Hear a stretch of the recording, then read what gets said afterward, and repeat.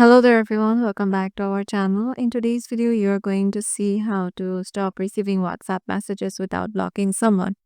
So head over to the WhatsApp application first. Once you are there, just head over to any chat. Now here, once you are there, just go to their option and scroll down. And here you will find the option of chat block. And before that, go to notifications. And here mute notifications and change it to always.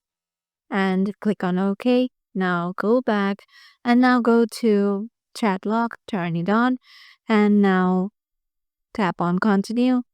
Now you need a way to lock chats. Tap on continue, set up your face, fingerprint, and device password, and then your chat will be locked and you won't be receiving any of the messages.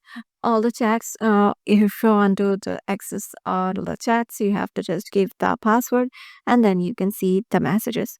So yeah, this is how you can just log or stop receiving WhatsApp messages without blocking someone. In other words, you just have to restrict him. Hope this video will help you out and we will see you in the next video.